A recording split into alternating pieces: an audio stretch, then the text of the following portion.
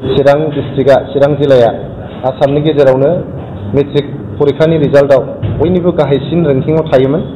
देग्लाय जोंनि मानगोनां बिटिआरनि चिफ बिथां प्रमद बर' सारनि दैदेननायाव जिहेतु सोलोंथाइ बिफाना बिथाङानो आखायावनो दोनदों, बिथांनि दैदेननायाव सान हर खामानि मावनायाव दिनै चिरां जिल्लाया 5% हिसाबै आसामनि गेजेरावनो टप। बाब आंनि बे भिडिअनि गेजेराव भिडिअनि फुटेजाव खोनाखाबाय UPPL नि लिडारफ्रा माबायदि माखासे मेट्रिक आनजादनि रिजाल्टखौ लानानै बिथांमोना दिनै माखासे राजनितिक खालायनायनि बिथांमोना माखासे ससियेल मिडियायाव जों दिनै नुदों। बिथांमोना लाजिनांगौ।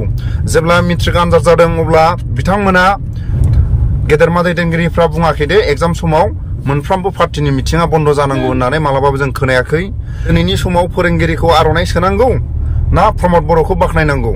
आंनि चेनेलनि नायगिरि गेदेरमा रायजो राजाफोरनि खाथियाव आं सोङो, जेब्ला एग्जामनि समाव बिथांमोना साननि हरनि मिटिंआनो मिटिं, अब्ला बिथांमोननि आखल आखुआ माबायदि?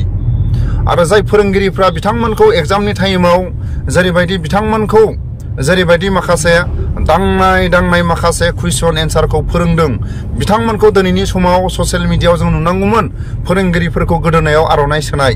नाथाय दिनैनि समाव जों रावखौबो नुवाखै। प्रमद बर'जों लोगोसे दिनै UPPL सरकारखौ बाख्नायनो थांनाया जोंनि बर' समाजनि गेजेराव लाजिथावना।